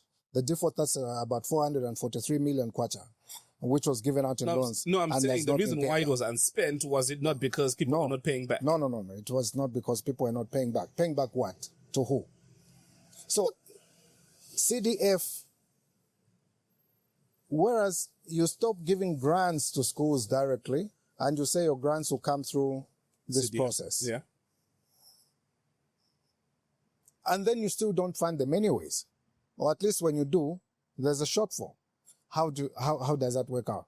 So it is a very big hoax because there is no difference that can be determined to say at the time there was 1.6 million. And now there's this 30 million. 30? Yeah, there's this 30 million kwacha. What difference has been there on the ground? It's pretty much minimal. It's very minimal. Is it a hoax? In fact, it has been a conduit of corruption. Because even when it comes to those loans, it is only those that belong to the UPND that have been benefiting. And that's the reason you have a high default rate when it comes to the issues of loans. Is it more of a hoax or is it the administration of it? It is more of a hoax than anything else.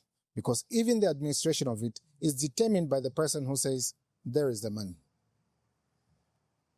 They'll sing about it, but what real effect has happened? Look, I keep giving an example. It is naivety of the highest extent to buy 150 ambulances and say we are using CDF funds to buy 150 ambulances for the 150 constituencies, or 156. Why do I say it's naivety? That tells you that there's something wrong with your Minister of Health. The need has to be generated from the Minister of Health. The Minister of Health runs your health facilities. They know where you need an ambulance and where you don't need an ambulance. I keep giving this example. Mnali constituency. How many hospitals does Mnali constituency have? There is Levi Manawasa Hospital there. There are quite a number of clinics around. Who raised the need for an ambulance? Who said we need an ambulance here? Is it in Tendere? Is it in Kalingalinga? Is it in Kaunda Square? Is it in Charleston? Wait, is your point that there's places that don't need an ambulance? There's places that you don't need to build to have an ambulance. Why would you need an ambulance? Because they already have. They have more than enough. And the need ought to have come from the Ministry of Health. They should be able to tell you this, in this place we need an ambulance, in this other place we don't need. You don't need local government to go and procure 156 ambulances. You have government going to procure 150 vehicles for the police using CDF. What is Minister of Home Affairs doing? Yeah, but then your party did similar things on a very interesting scale. We had fire trucks being bought for $1 million each. Okay. Yeah. So let's compare bananas with bananas, not bananas and apples. No. When the the fire trucks were being gotten, they were being gotten for local. Please don't defend it. Yes, they were being bought for local government, which runs the fire department. No. You're missing his point. The fire trucks are needed. We are not arguing about the fire trucks. We are talking about the amount that a fire truck was purchased for. Oh, dude, you've changed the argument. You've changed the argument. If we're going to get into that debate, that will be a different one. But what I'm saying is that you are buying using CDF for the police. The police falls under the Ministry of Home Affairs. Was a budgetary need for the Ministry of Home Affairs that they needed 156 vehicles in all their police stations or indeed all the constituencies? The answer is no. So local government cannot determine what the need of the police is, the police which falls under the Ministry of Home Affairs. But why do you think there's no handshake between Home Affairs and the Ministry of Because there isn't. Because the reason... They could have done their research in terms of what's required by the ministry. Government runs based on the law. It's not someone who just wakes up and says that.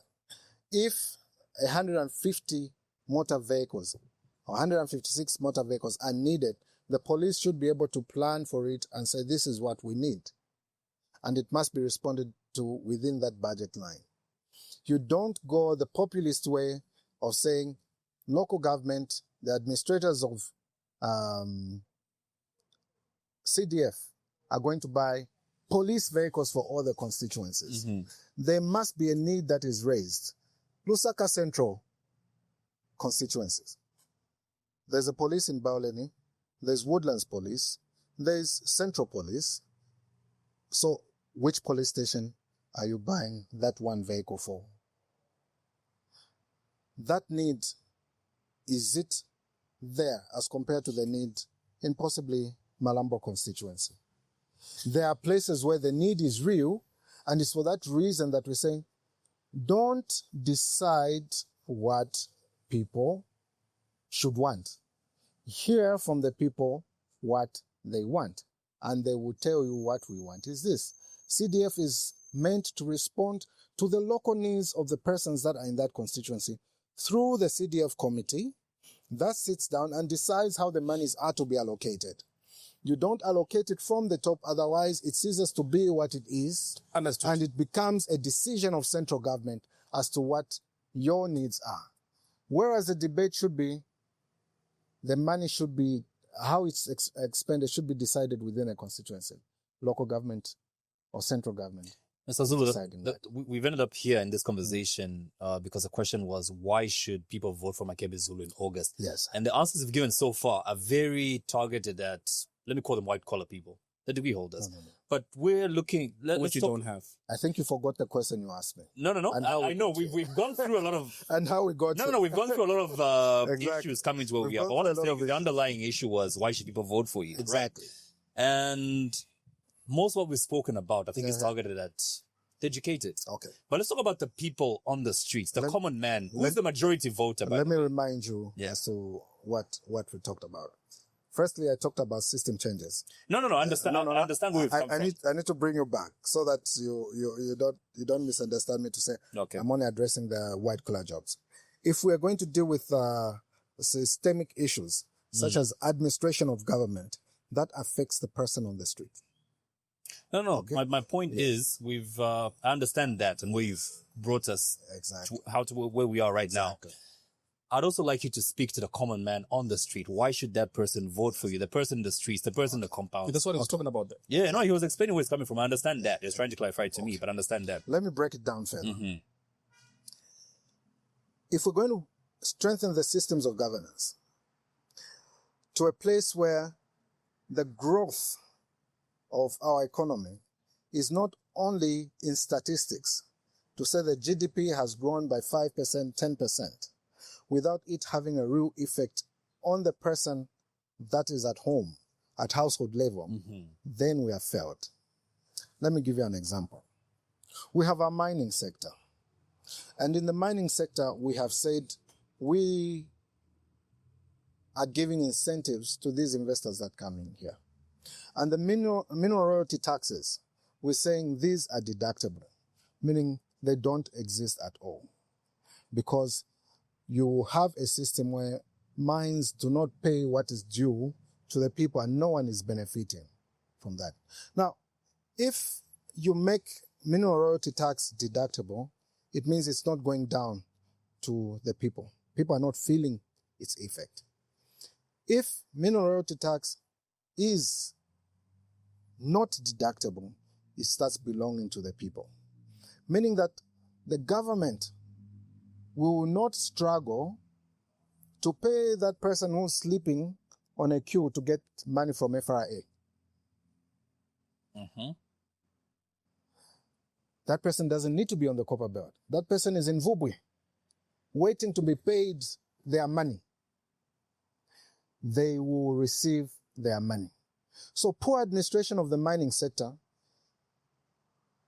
as is being done now, we have a situation where there are no medicines in the hospitals.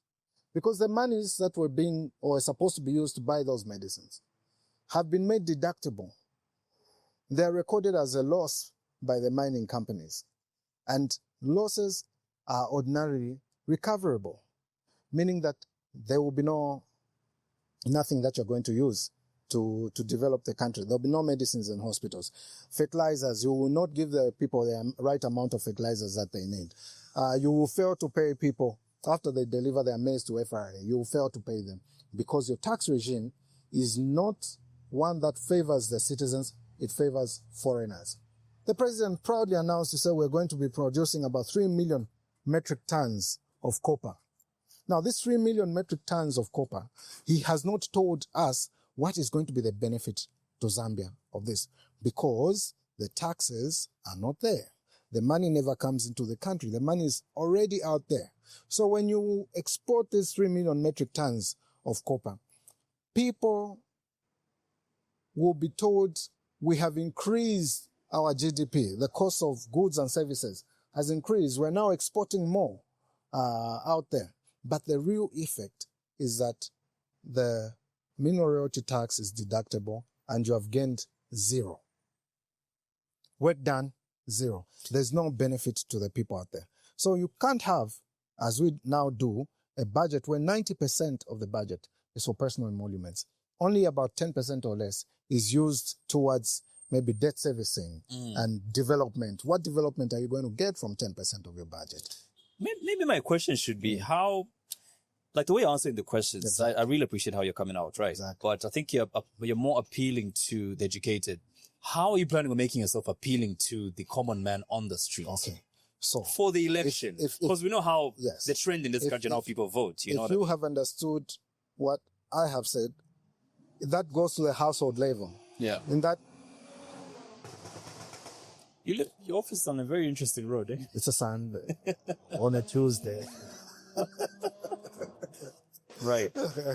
So, like I said, if you're going to have it trickle down to household level, like I have tried to demonstrate to you, where at household level, you're able to give sufficient fertilizer to the farmer, sufficient seed to the farmer, you don't have to worry about food.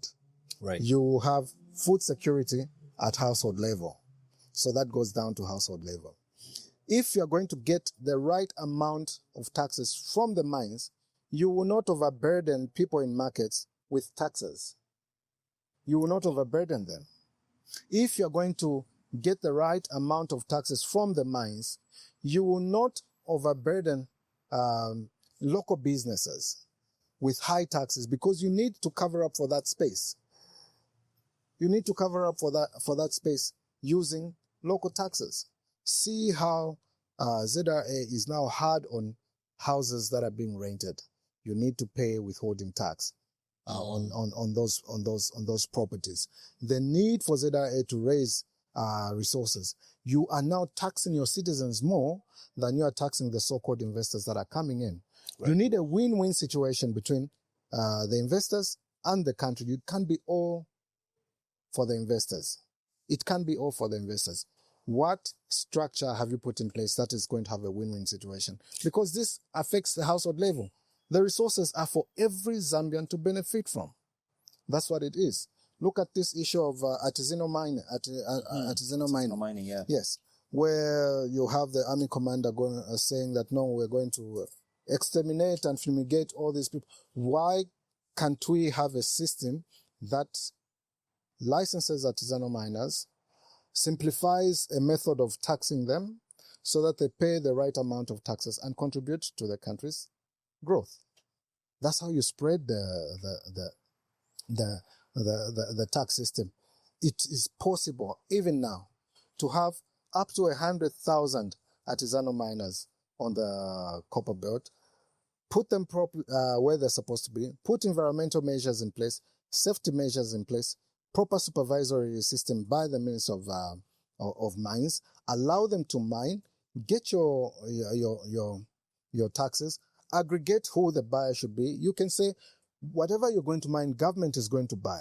And you should be able to buy from them. Or you could even have a private person being able to buy from those. But at that particular point, your system is such that there's beneficiation to the community, to the government, and to the investor, or indeed the buyer. That's how you Oh, hold on. Sorry. I just want to push back here quickly. Yes. Don't we have mineral royalty tax and withholding taxes when it comes to mines? Okay. So, we have mineral royalty tax, but it is deductible. What it means is that if my mineral royalty tax is 30 kwacha, which I pay, when I mine, I will say that because I paid this 30 kwacha here, I am going to deduct it from this so-called profit that I have here. Meaning that I'll be declaring a less profit. Okay? Which may even lead me to a loss. Now, if I am going to declare a less profit on this amount, it also affects the tax that I'm going to pay, because there'll be less money that will be there. So there is that interplay between the two, which is being affected, and a system that has been properly put in place to avoid the payment of the right amount of taxes that have to be paid. Kalanga? Yeah. I want to find out what's going on in the PF. Have you been... Actually, before, speaking of the PF, and who's the president? What I want to know before we leave, is it guaranteed you're going to be the person standing on the PF ticket? What's going on in the PF? Shabinga, of course, seems like is, lack of a better term, hijacked. So I want this to be a two-part question. What he's just said, and I also want to know, in your opinion, so I'm trying to see if you're biased or not. Has there been bad that the PF did when they were in power that you feel the current government is currently rectifying? Are there things that you feel that your party also did wrong in terms of to the detriment of the Zambian people as well, in addition to what Kalenga asked? Okay. If you talk to a person on the street as to why they voted out the Patriotic Front party, they will tell you mainly it was the issue of cadres. That's what they tell you. When the UPND government came in, they pretended to have resolved the issue of cadres. Now it's so rampant and rife, we're back to where we came from. Back to what the Zambians said they didn't want. The time there was a Patriotic Front, there was massive infrastructure development in this country. which is unmatched. UPND cannot point to anything and say this is what we have done as regards growth in terms of infrastructure in the economy. So when you say, what is it that PF did wrong? The postmortem conducted by the party includes is predominantly the fact that perhaps we did not have much control over the issue of cadres, which UPND at first was believed to have been dealing with that issue, but it is now rife, rampant, and more, possibly at a larger scale.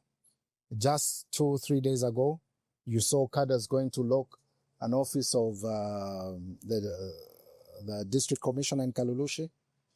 You saw them do that. I was in Lundazi. It was cadres that came to disturb the courtesy call that were paying on Chief Mpamba. They were not alone. The police were there when all that was happening, and none of them was arrested. So you see that it has really come back. So it is difficult for me to say they have now done it better. I think it's now cadreism pro max, because you'll see them being accompanied by the police, even when they are doing something that is wrong. So just the cadres, in your opinion? Pretty much that was the biggest. And the debt? Well, because it rose sharply in the PF. Okay. So if we're going to talk about the debt and it rising sharply, at that particular point, I would say it was necessary that we do borrow. Because what we borrowed for can be seen. What the PF borrowed is not different from what the UPND has borrowed over this period. It's not different. But what we borrowed, it can be seen that we built roads, we built hospitals, we built schools. What has the UPND done? So just a pause right there. Yes. In as much as the infrastructure was important, if you take a look at the cost that the PF then paid for roads, bridges, etc., was that not inflated? See, you have fallen prey to the propaganda. I'm asking. Yeah, and I'm responding. You've fallen prey to the propaganda of the UPND. If I ask you, okay, what should have been the cost? Let me do my research quickly. Amongst yourselves. So you should be able to say, okay, it should have costed 1 kwacha. It costed 5 kwacha. Perhaps at that particular point, we'll be discussing things squarely to say, listen, it costed this much because there was going to be this, there's going to be that, there's going to be this. Now you have a situation where this road, Great North Road, the dual carriageway, the secondary dual carriageway, of course it was going to cost a particular amount. Right. Now we have corruption pro max on that particular road. Whereas you have brought down what the cost is going to be, you are not including the fact that it was intended that within the cost of what was supposed to be used to build that road, there was going to be mini cities along the way and other amenities that were going to work for the benefit of the Zambians. This time around, you get money from NAPSA, give to a private company, and give them a concession to run the toll gates, recover the money so that they can pay to NAPSA. It doesn't make sense. It doesn't make sense at all. Why don't you borrow from NAPSA, let NAPSA run the toll gates to recover the money? Because this person building the road has been paid the full amount by NAPSA. Why are they being seen to benefit twice? Because the money they are using to build the road is our money.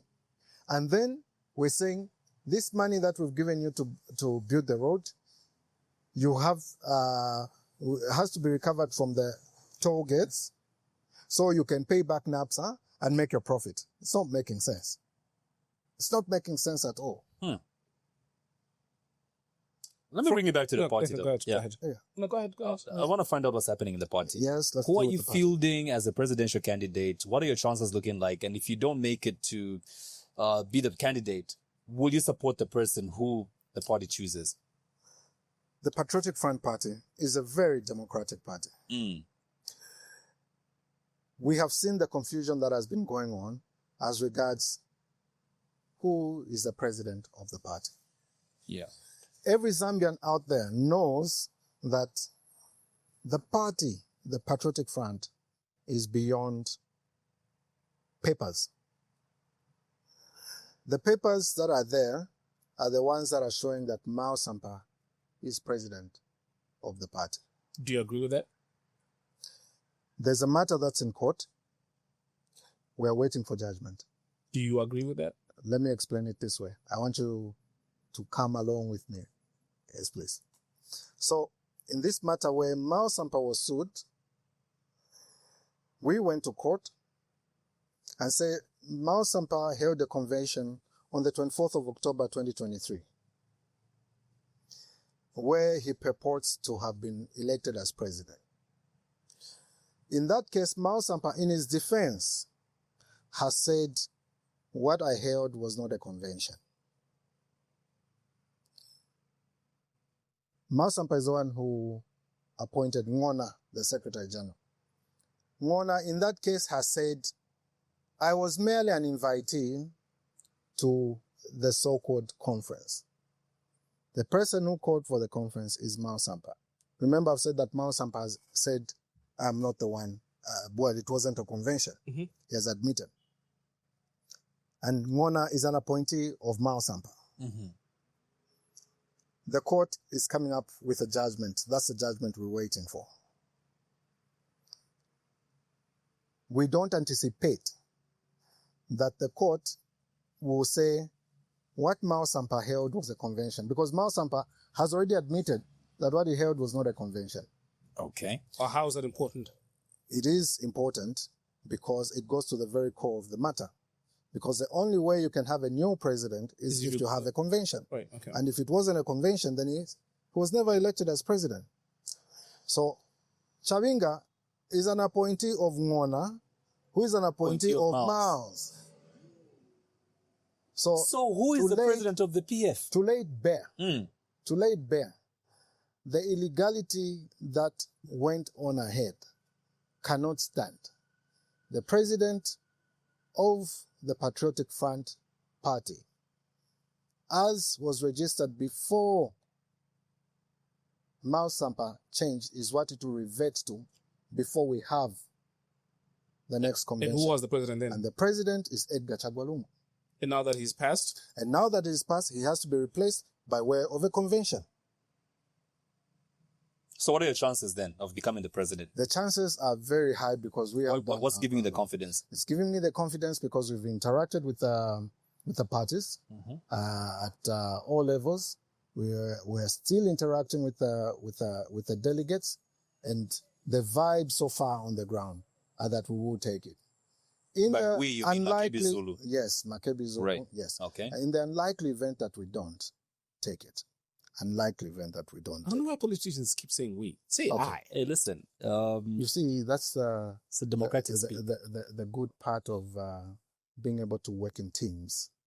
It's never about an individual, and we do not individualize certain things, because the moment you individualize it, it becomes like a dictatorship. It should never be an I situation. So here we are, pushing for the presidency of the party, because we are a team of those that believe that I should take up the mantle, but not that I should be the high and mighty, but the first amongst equals. That's what we're doing.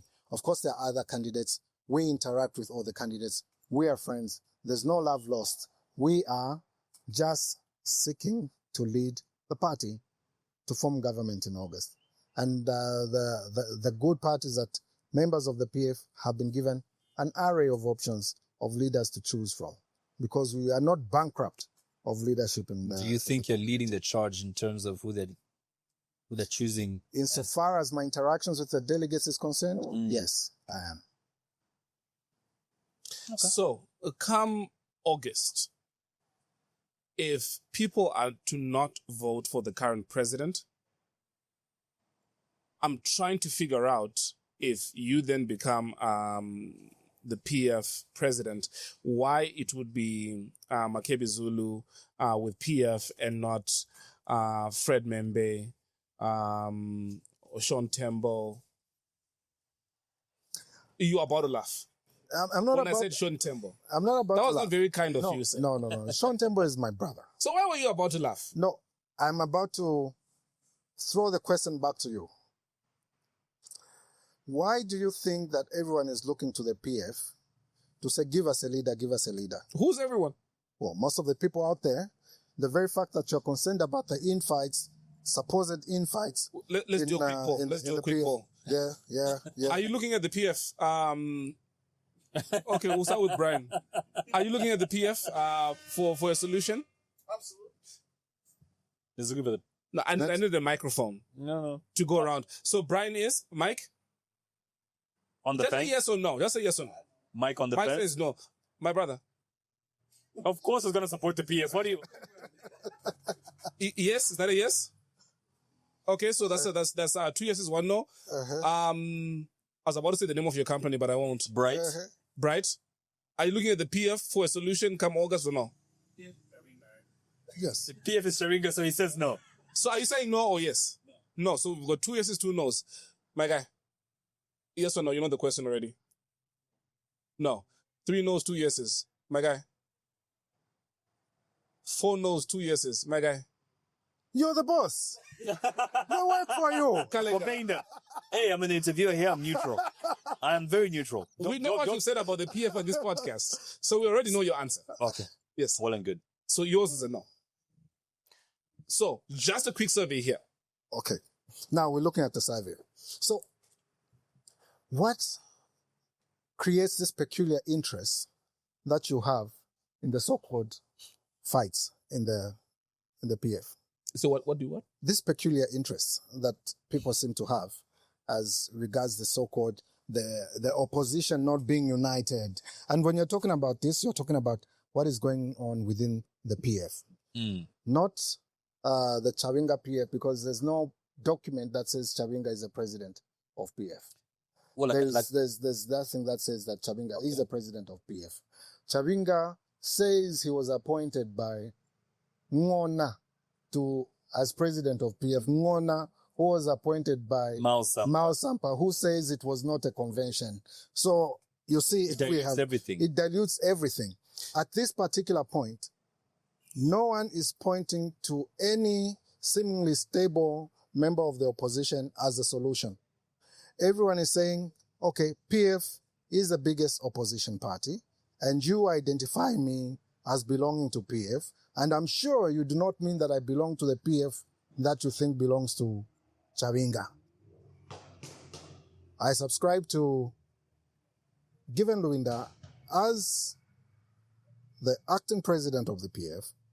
We're preparing to go to a convention so we can choose amongst the aspiring candidates as to who is going to lead the PF. And we know and understand that PF is beyond a document that is with the Registrar of Societies. And it is for that reason that we're saying, once we pick a leader amongst ourselves, and for some reason, legal or otherwise, we're not able to use the name PF for purposes of the election, we have set aside special purpose vehicles that we're going to use. Plan B? Yes, that's our plan B. We have 3-4 options to pick from.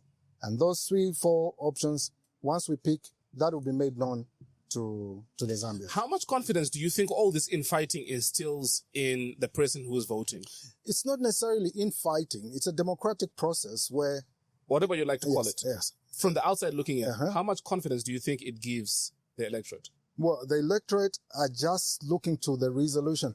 The moment the people... Are they? Yes. They are saying, resolve your differences. Who? Give us a leader. A leader. Who are you talking to? I don't think people are paying attention to you guys the way you think they are. Ask Kalenga why he's saying give us a leader. You finished the statement. No, I did not say give us a leader. No, well, he finished the statement before I could.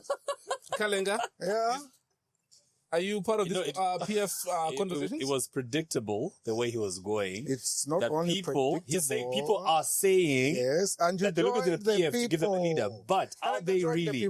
Are they? No, but I want us to have an honest conversation. And also, do you feel that the PF is going to put you in that position because they're sympathetic to what you were doing in South Africa during the funeral of Edgar Chagwa Lungu? I do not deride on any form of sympathy. I define myself as a leader, distinct from any person that I may or may not be connected. Never mind how you look at yourself. How do they? Which is his question. I don't hold other people's opinions. I hold my own. No, do you believe they would? Well, it's not in my place to believe what they would or should believe. My place is I'm offering myself up for leadership. Not by reason of who I may or may not be connected to, but because I think I possess the requisite... Why do you think that? Because I have been in government before. I have said... What have you done in government? I was Minister for the Eastern Province. I superintended over the whole Eastern Province. And superintending over the province means that you oversee the works of each and every ministry as is composed in Lusaka, whilst they are in the province. That's a whole different animal to being president. That's a whole different animal of being president. Yeah. When you're president, now you begin to lead the policy direction of the country. Correct. Whilst on the other side, I was on the implementation side. Now I'm getting to the side of leading the pack towards a desirable Zambia that we... So why should people trust the PF when you guys can't even get your own house in order? Yeah, well, this particular issue of putting the house in order is a matter that is a process towards the convention. It is not a process that has no end. It's a process that has an end, and that end is a convention that eventually chooses a leader. We've been here before. In 2015, after the passing of Michael Sata, there was what seemed to be confusion. But upon having that convention, we all rallied behind one person and went like a pack and defeated those that... When is this convention? The convention will be in February. And when is the court ruling? We anticipate that it should be before then. We spoke about happenings in South Africa. Let's dwell on that for a little bit. I'd like to find out first, were you a spokesperson of the Lungu family, or were you making decisions hold on. for the family? Wait, bruh. I would want to go back. Very good question. Okay, you can answer it. That's a very good question. Were you a spokesperson, or were you making decisions for the family? That's a very good question. I have never identified myself as a decision maker of the family. I've always been a spokesperson of the family, and my role has been just that, spokesperson of the family, not a decision maker. Okay, let's paint a picture here. How did the former president end up in SA?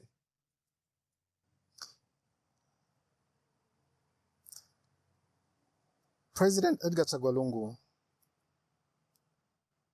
whilst he was president of Zambia, would from time to time do his medicals both locally and internationally. After office, he was entitled to medical insurance, a trip outside the country for a holiday, and all those myriad of benefits that go with the office of the former president. Of course, there are times when he, once at least, after he was president, he did go for his reviews, medical reviews in South Africa, and came back. The next time he attempted to go for his reviews, government stopped the process. Why? They stopped him. They didn't give any reasons whatsoever. They just said they were not going to allow him to go for his medicals. When he returned to active politics, they withdrew all the benefits from him. He decided to go for medical reviews. At that particular time, you may be aware that once again he was denied exit. At some point, he wanted to go to Singapore for a conference. He went to the airport. Bags checked in himself. He was off-boarded and made to stay. But when the doctors came into the country to see him, they said they were not able to deal with whatever situation they had. He had to travel. He was to travel to South Africa. And a decision had to be made for him to be taken to South Africa. And he was to travel. You may have noted that at that particular time, that was the time the special rapporteur for the UN was coming into the country. So we had to time his exit to the arrival of the special rapporteur. So that he would not be off-boarded? So that the government may be embarrassed to do what they had begun, what had since become a tradition for them to do. To block him from leaving the country? And did that work? And it did work, because even the issues of the ticketing and everything, those had to be done last minute. And that's how we exited. Who did he go with? There was myself, his wife, Honorable Msukwa, his ADC, his doctor, and a relative. Yeah. What are you guys talking about at this time on this flight? Well, on the flight. Yeah, on the flight day. Well, Do you remember? on the flight, I was not seated with him. He was seated with the former First Lady. Mm-hmm. I was seated with Honorable Msukwa. Obviously, we had good conversations around other issues. Okay. Yes. And then you land. I hear you guys got an Uber. Listen, perhaps. I'm trying to find a picture. No, I know. Yeah. Trying to paint a picture. No, trying to paint a picture, but I really want to distinguish my role as spokesperson of the family. From the decision maker of the family. Yes, from the decision maker of the family, as well as my role as a politician. Mm-hmm. Because there is this move, or maybe attempt, to try and commingle the two. Mm. And when I'm discussing the issue of the former president, I can only discuss the surface issues, as it were. Why? Because if I'm going to get to the details of what it is, I need the permission of the family. On whose behalf. So how you guys left the airport? You need the permission of the family. No. What I'm trying to say is that I do not want to go into further detail as to how things may or may not have been. Okay. What you can speak about, just let me know. Okay. Okay. So he goes to hospital. He's treated in SA. Just walk us through whatever you can from the time that you arrived in SA to his passing. That would be very difficult for me, because some moments of it are pretty much emotional, and reliving the moments. We've had guests cry here. Muzukanju cried. I do not intend to, because it's a very emotional issue that we've not is yet to be settled, Mm-hmm. and to go through it over and over and over again, I may invoke certain emotions in other people. Understood. Whom I respect so much, and I wouldn't want them to get into that space. Did he leave any instructions to you personally? We will discuss issues of instructions after certain ceremonial issues are done. Where the instructions? Never mind what they were. To discuss the question as to whether or not the instructions Mm-hmm. is an issue that comes after certain ceremonial events Understood. are done. Understood. And to now get into whether or not they were there would beg other questions and raise antennas from everyone else. I do not want every time I get on a program and someone is asking me, Understood. what were the instructions? What was this? Do you think he knew he was about to pass? People anticipate a death. People do anticipate death. Do I think he knew? He was a very hopeful person. He was Hopeful for life? hopeful for life. He was a very hopeful person. He was full of energy. And he was looking forward to coming back. So do you think he knew? We looked forward to him coming back. We did not anticipate it would end that way. Of course. Neither did he Okay. anticipate it would And the way that he end did. that way. Because even in our discussions, in our talks, half the time we were talking about how we'd get back and change the world. There were talks after his passing that he had a Zimbabwean passport. Fake. Fake news. What was Fake fake? news. The passport was fake, or the news was fake? The news was fake. The subject of your question is the news. Okay. Yes. So the news is fake. Okay. He was Zambian. He was proudly former president of the Republic of Zambia. Okay. a bit of a sensitive question, though. There's also some that say he actually didn't pass. That was my sensitive question. Did you, with your own 4 eyes, see his body? Why are you disrespectful? Which 4 eyes is it? That's exactly what I'm saying. Why is it disrespectful? You wear specs, boss. Just because I'm wearing specs. Okay, let's bring it down to 2. Oh, let's bring it down to 2. Did you see the body of Edgar Chagwalungu after his passing? Do you doubt that Edgar Chagwalungu is dead? Did you see the No. body? Let's before we get to that.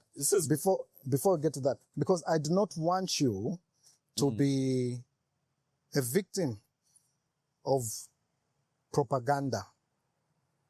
So, do you think it's a joke that Tarsila gets there and says, "My father is dead"? No. My question is stemming from what the public is saying. No. The reason I'm asking this is because I want reason to prevail. Okay. The desire is that reason should be able to prevail. Right. Because the moment we take our brains and put them on the table and say the public is saying this, if I ask who from the public is saying this, you won't say. I can't say. And you can't say. So I will not talk about the public. I'll bring it down to you. Okay. Do you think, because the issue of reducing the death of ECL to a joke, I believe he's dead. yes, by suggesting that he may be alive, you're casting aspersions on the kind of person that he was. And this is a person that is honored by the wife, honored by the children, family, honored by the friends, nation. honored by the nation. And such aspersions are rather unfortunate.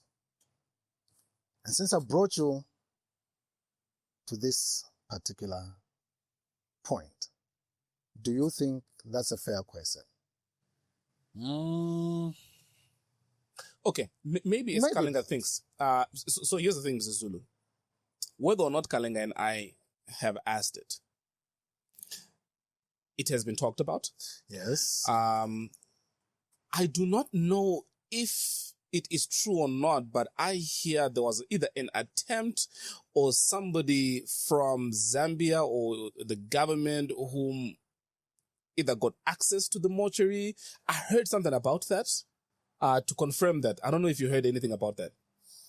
Well, in my briefings and in statements to the public, I did allude to the fact that there were attempts by government officials to access the body at the morgue, even in the face of an order from court that said if one was to access the body, they were to access the body with the permission of the family and in the presence of a member of the family.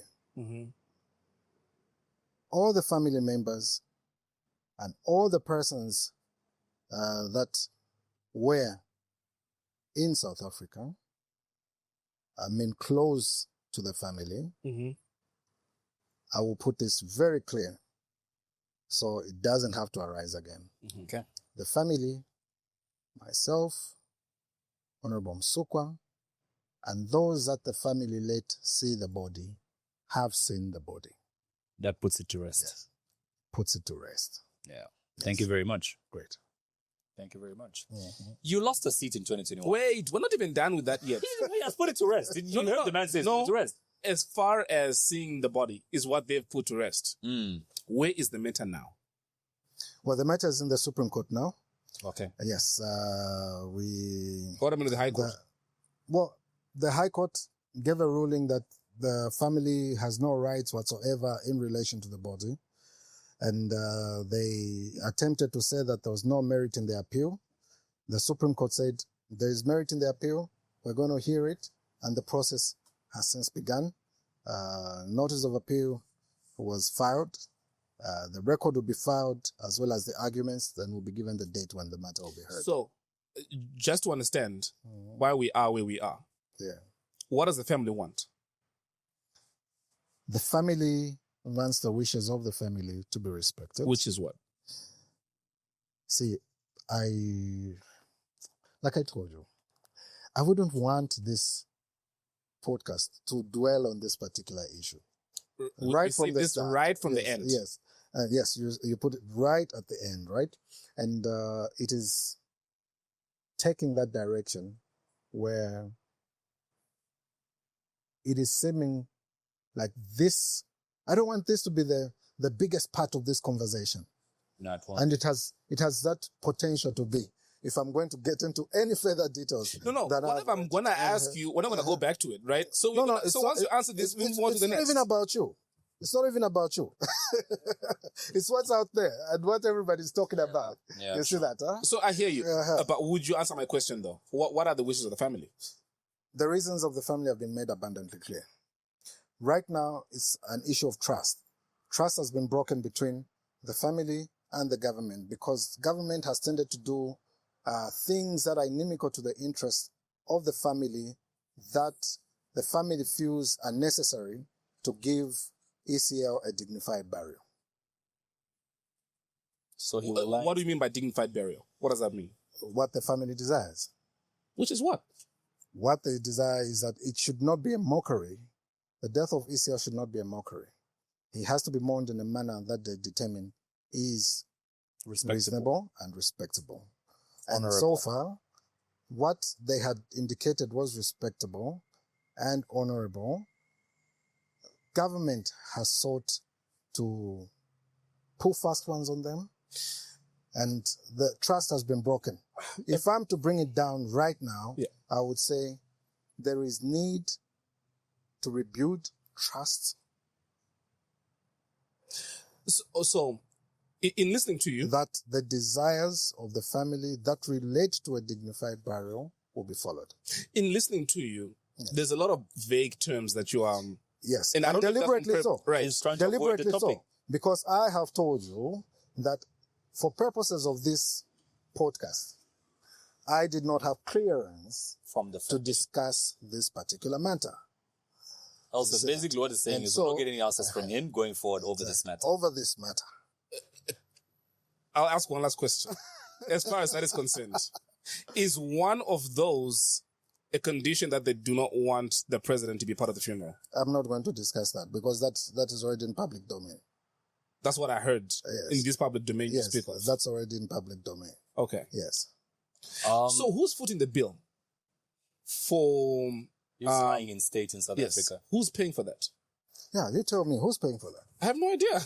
I'm not the spokesperson of the family. Exactly. And that's the reason I keep telling you that the questions that you're asking as regards this particular issue are a little emotive, and they're likely to invoke certain emotions in those that are going to follow. This is a public recording, public platform, and how we deal with this matter is very important. Okay?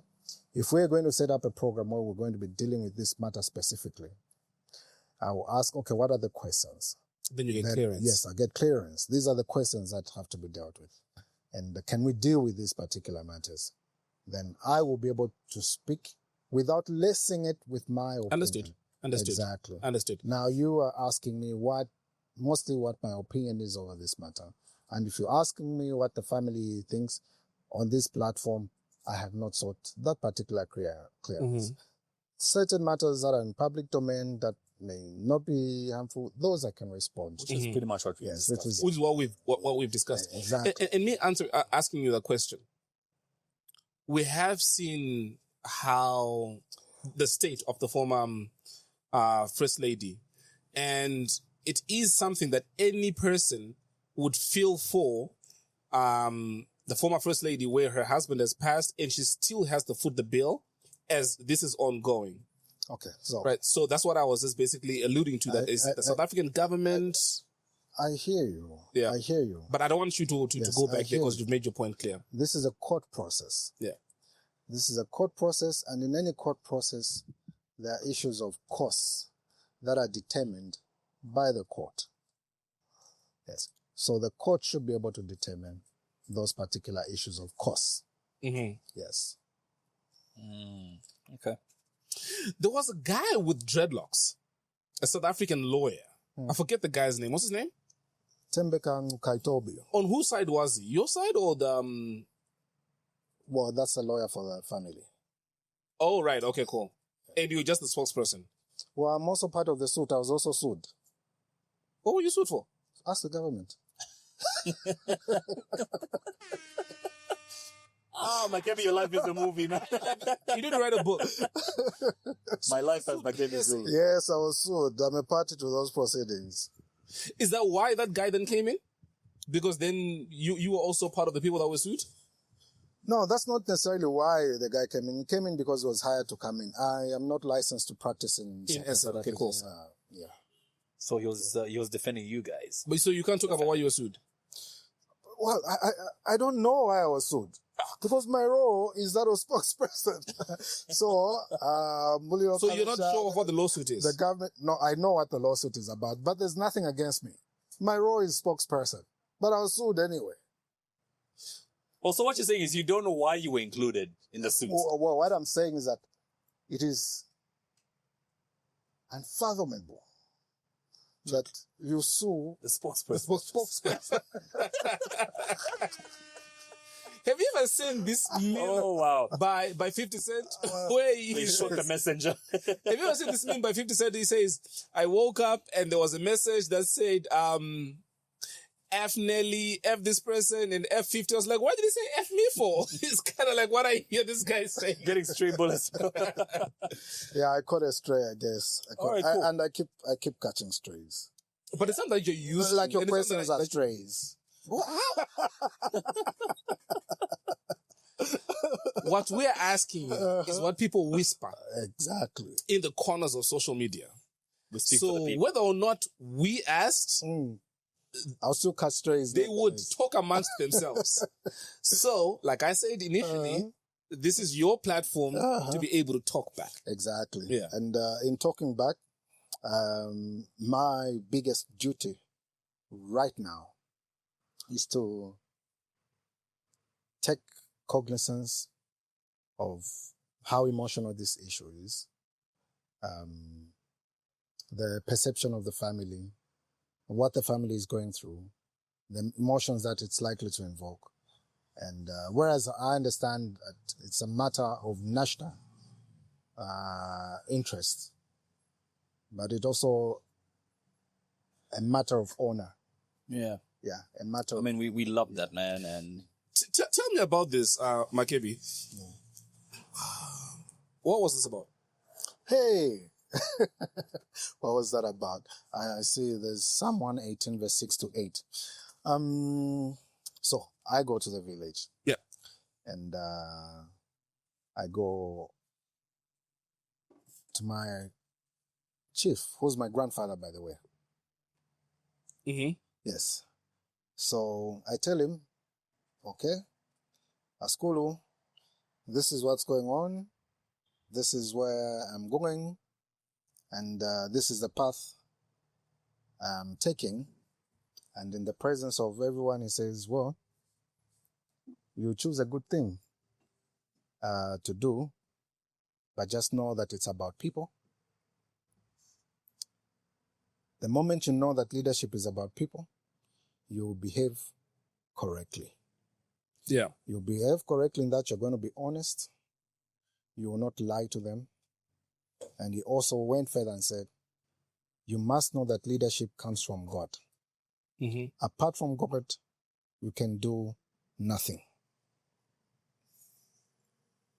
Then he prays. He says, okay, I'm going to pray for you, that God gives you the discernment, God gives you the right approach, God gives you a heart for the people, God gives you an ear to listen to what people have to say. Mm-hmm. And it was interesting. So he says, have you seen that seat there? Yes, yeah, I've seen it. And says, okay, you go and sit there. That's the seat in the photo? That's the seat in the photo. That's his throne. Like I told you, He's my grandfather. Not. I don't even have to explain that. I go and sit there. Then he says, "Let's pray." He prayed, and after praying, he came to me, and of course he told me, "Do you realize what you are up for?" I said, "Of course I do realize what I'm up for."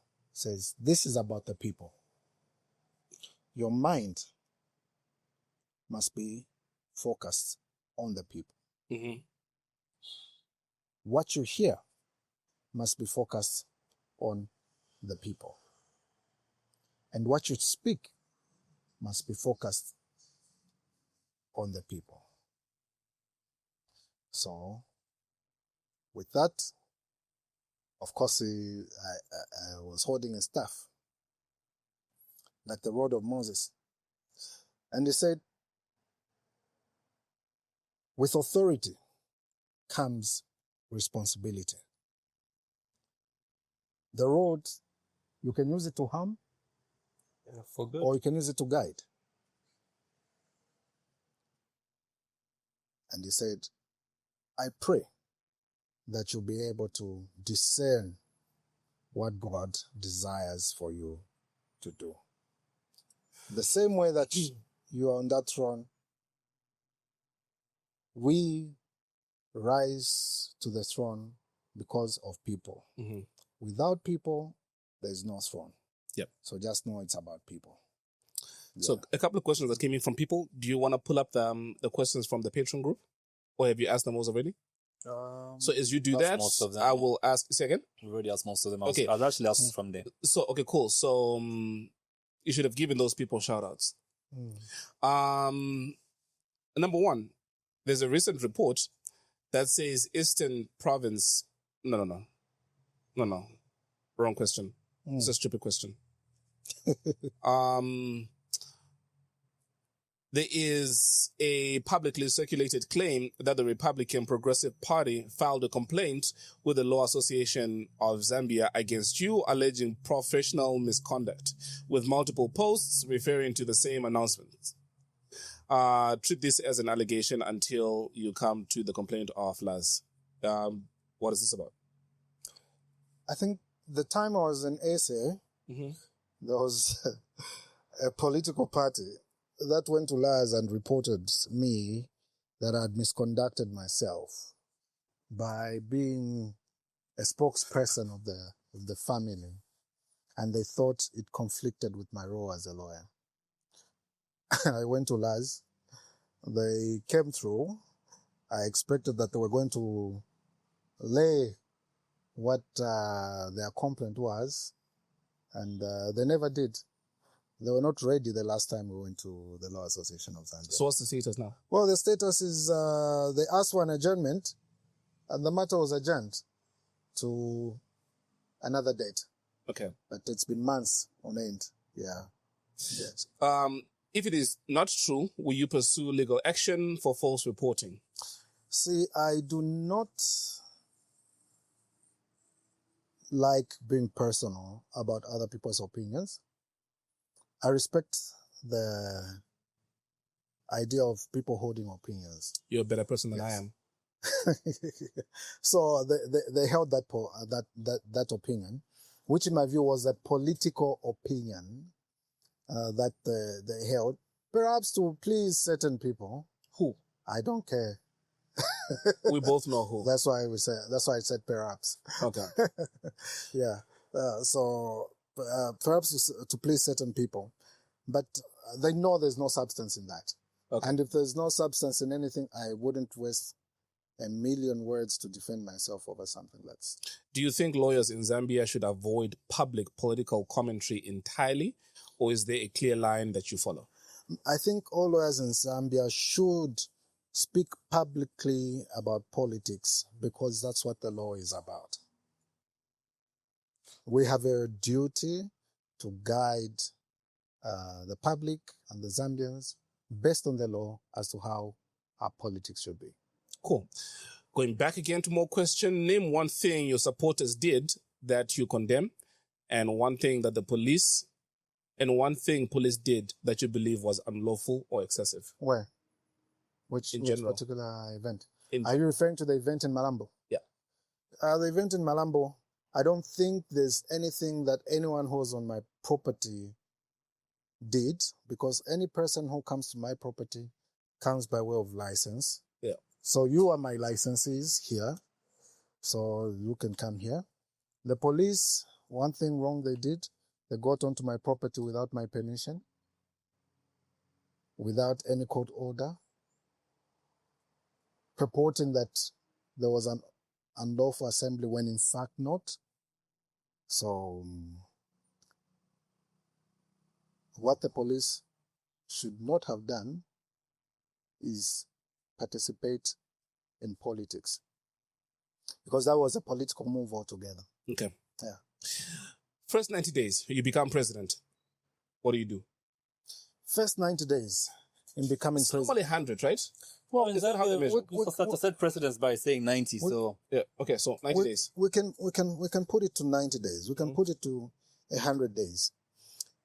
What Zambia has is a structural problem. And we need to be able to sit down and determine how are we going to deal with the structural issues. And it obviously has to do with the constitution.